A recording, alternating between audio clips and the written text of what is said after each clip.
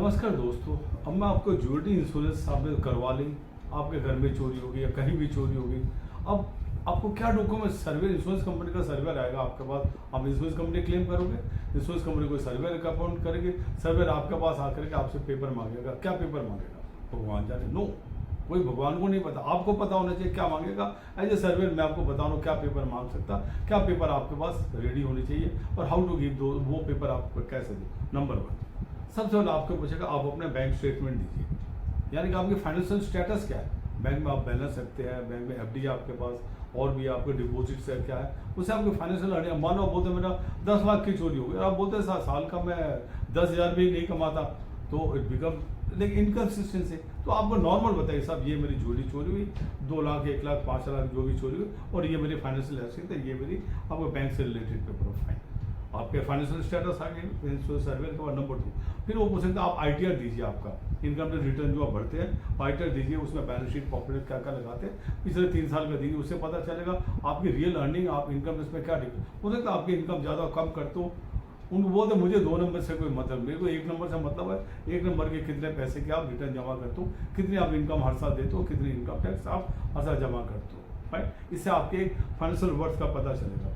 Number 3, अब आपके पास financial asset क्या क्या है, आपका मकान है, आपका पास ऑफिस है या और कोई एसेट, शेयर्स है आपके पास और कोई एसेट है, बताइए सर ये मकान है, ये मेरा प्लॉट है, या और कोई मेरी बुकिंग है, या ये चीज़ मेरी और कोई मेरे अलग अलग एसेट है, तो इन सब चीज़ों को बताइए सर ये मेरे एसेट है, तो आई एम फाइनेंशियली साउंड। जो भी आपके फाइनेंशियल, आपको ज़्यादा कम नहीं बताना, जो है मेरे पास इतना। अब आपका, अब नेक्स्ट नंबर पर आपको पूछ सकता है आप रिटर्न स्टेटमेंट दीजिए आपके फैमिली मेंबर्स का या विटनेस का, जिनको आपके बारे में पता है लॉस के बारे में। अब हाँ से ये आदमी यहाँ पर रहता है, इतने साल से रहता है, ये चीज़ इन्होंने हमें बताया, जिनकी ज्वेलरी चोरी होगी, घर से चोरी होगी, बाहर से चोरी होगी, या आपके फैमिली मेंबर उनको बोला, पूछा भैया ओके आप बताइए इनके बारे में आप क्या जानते हैं, पर ये चोरी के बारे में आपको इन्होंने बताया, तो अब नहीं बताया, चुपचाप रहे, इट इज इम्पॉसिबल। आगे बोलेंगे साहब 5 लाख के 10 लाख की मेरी ज्वेलरी चोरी होगी, घर से चोरी होगी, सबको पता होगा।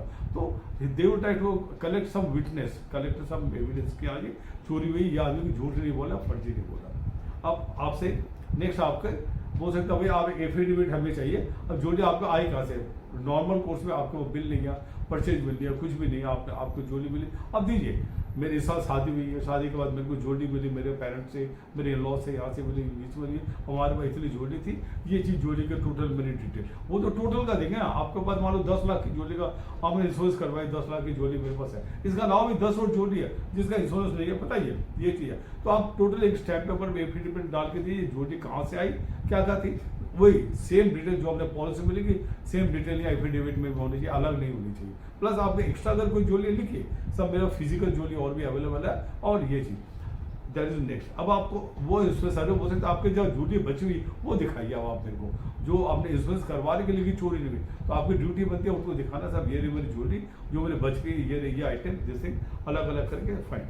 अब आप जो बची हुई दिखाने के बाद, अब आप ये हो सकता है कि भाई आपको ये बोल सकते हैं कि आप जब यहाँ के लॉस हुआ कैसे, आप अपने स्टेटमेंट दीजिए, बयान दीजिए, यानी कि statement about the law incident. आप बताइए सब घर के अंदर मैंने थी, मैं बाहर गई थी, यहाँ पड़ोसी से उससे मिली गई थी, रिलेटिव गई थी, लौट के 2 घंटे बाद आके देखा ये चीज़ ताला टूटा हुआ, ये टूटा, फाइन, सिर्फ हर चीज़ आप डिटेल में बताइए, समय के हिसाब से डिटेल में। तो जिससे सर्वे दूसरी जगह जाके पूछ सकते हैं, जहाँ बता रहे आप गए थे वहाँ पर गए थे, नहीं गए थे, वहाँ गए थे, आप बोलते हो साहब उस घर में गया था, तो उनको वेरीफाई करने का एक तरीका मिल जाता, फाइन ओके आप जो बोले that is all perfectly okay. अब आप फॉर एग्जाम्पल आप बोलते हैं मैं दिल्ली से बाहर कहीं गई थी फॉर एग्जाम्पल, ठीक है, तब आप उसकी ट्रेन टिकट, फ्लाइट टिकट, कुछ भी दिखा दो, होटल की टिकट दिखा सकते हैं। आप लोग उस दिन दिल्ली में नहीं थे या उस समय दिल्ली में नहीं थे, बाहर गए थे, ये मेरी टिकट ऑनलाइन दिस दैट करके जो भी आपको मिल सकता है। और जिस जगह से आपकी चोरी हुई, फॉर एग्जाम्पल घर पे ताला तोड़ा, अब दरवाजा तोड़ा, द्वार तोड़ा, उस सब के आप पागा फोटो वीडियो हर चीज़ दिखा सकते हैं, सब ये देखिए फोटो वीडियो मेरी ये सारी चीज़। प्लस आप ये भी बोल सकते हैं कि सब कुछ ज्वेलरी मेरे पास लॉकर में पड़े हैं, सर मैं आपके साथ लॉकर में जाएंगे, जाओ सर मैं कई बार गए हम लोग और कई बार जाते हैं, आपको ज्वेलरी वहाँ दिखा देंगे, हाँ जी देखिए चोरी होने के बाद मैंने लॉकर को ऑपरेट नहीं किया और ये आज ऑपरेट किया, ये ज्वेलरी मेरी लॉकर के अंदर पड़ी हुई है, तो आपको लॉकर की सारी चीज़ वेरीफाई होगी। नेक्स्ट अब आपको क्लेम बिल एक बना के देना, लेटर हेड के ऊपर या प्लेन के ऊपर का सब ये ज्वेलरी, इसका वजन इतना, आइटम इतना, क्वांटिटी इतनी, वैल्यू इतनी, ये मेरा क्लेम है, लेटर हेड पे लिख के देंगे। और सेम चीज़ अब आप एक क्लेम फॉर्म इंश्योरेंस सर्वे आपको देगा, वो ऑनलाइन भी आजकल निकाल सकते हैं, साइट से, ऑनलाइन आपका निकल के आ गया क्लेम फॉर्म सिंपल होता है, कब चोरी हुई, कहाँ चोरी हुई, कैसे चोरी हुई, क्या क्या आइटम चोरी हुई, आपकी इंश्योरेंस पॉलिसी का नंबर क्या है, इंश्योरेंस पॉलिसी कब से कब तक वैलिड, डेट ऑफ थेफ्ट क्या, लाइक दैट करके सिंपल डिटेल होती है। वही क्लेम लॉन्च करना होता है इंश्योरेंस कंपनी को, तो आपको सारे दे देंगे। अब नेक्स्ट आपका लास्ट में आ जाता है कि पुलिस की आप एफ देंगे, अगर एनसीआर तो एनसीआर देंगे, नॉन क्रिमिनल ऑफिस रिपोर्ट, हाँ साहब मेरी कोई चोरी हुई है लेकिन कोई गिर गई, चोरी नहीं हुई गिरी है, और या फिर जो पुलिस की एफआईआर वगैरह आपने दे दी, then they can ask for FIR, ये फाइनल रिपोर्ट भी दीजिए या चार्जशीट दीजिए, कोई आदमी पुलिस में पकड़ा गया नहीं पकड़ा गया, ये सारी चीज़ें आपको कोर्ट से निकलवा के देनी पड़ती है कि ये देखिए मेरी एफआईआर या ये चार्जशीट या मेरा नॉन कॉग्नाइजेबल ऑफिस रिपोर्ट की, ये एफआईआर के भी अनटेस्ट रिपोर्ट भी आ सकती है। सब कोई चोर कोई मिला नहीं, कोई पकड़ा नहीं गया, तो ये सारी चीज़ें टोटल मिला करके आप दे देंगे। साथ में फोटो लिस्ट दे देंगे, सब ये मेरे फोटोग्राफ, अगर आपको ज्वेलरी का है ये वीडियो, ये मैं कहीं गई थी वहाँ की ये वीडियो, जब वो जेन्युइन सच बोलते हैं ना, हर चीज़ आपकी कोरिलेट हो जाती है। प्रॉब्लम तब आती है जब आप झूठ बोलते हो, प्रॉब्लम तब आती है जब आप गलत क्लेम करते हो, प्रॉब्लम तब आती है जब एग्जेजरेटेड क्लेम करते हो, 5 लाख का लॉस हुआ, 10 लाख, तब हर चीज़ तब भी आपके क्लेम आपको परेशानी में आ जाता है।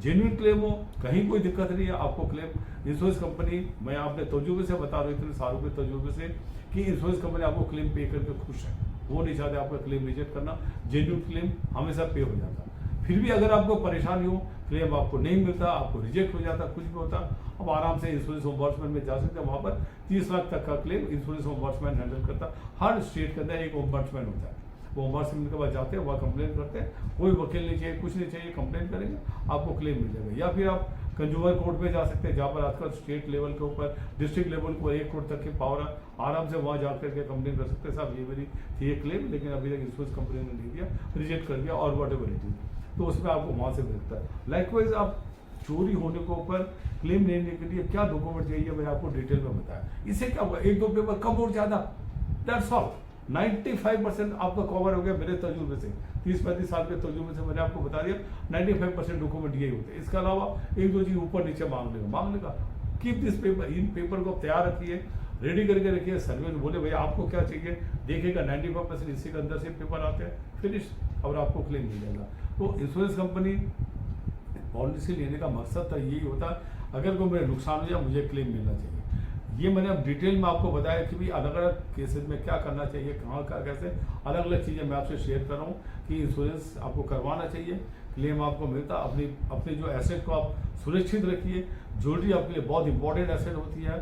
आप बिल्कुल परेशानी बात है, तभी आप ज्वेलरी यूज़ करते हैं बेचने के लिए और करने के लिए, मकान खरीदने के लिए, या कोई शादी ब्याह के लिए, या कोई परेशानी फाइनेंशियल लेके, तब तो ज्वेलरी का हमेशा सुरक्षित रखिए इंश्योरेंस करवाने के। धन्यवाद। हाय फ्रेंड्स, हमने अलग अलग टॉपिक के ऊपर ज्वेलरी इंश्योरेंस के ऊपर बनाया, सारे टॉपिक देख के अलग अलग डिफरेंट स्टाइल से करके हमने बनाया हुआ। नंबर 2, अपने दोस्तों को सबसे शेयर कीजिए, फ्रेंड्स रिलेटिव जान पहचान वालों से, कि ज्वेलरी इंश्योरेंस कैसे करवाया जाए। ज्वेलरी इंश्योरेंस के बारे में डिटेल के अंदर यूट्यूब हमारे वीडियो में डाले हुए हैं। नंबर 3, आप लोग अब सब फिर लाइक कीजिए, सब्सक्राइब कीजिए, शेयर कीजिए सबके साथ। अगर आपको कोई क्वेश्चन हो कुछ भी, तो कमेंट बॉक्स के अंदर आप अपने क्वेश्चन डालें, हम आपको जवाब देंगे, बताएंगे, और हमारा जो इतने सालों का तजुर्बा, जो 35-40 साल का, वो हम आपसे शेयर करेंगे। Thank you very much friends for liking our channel, for liking our YouTube. Thank you very much.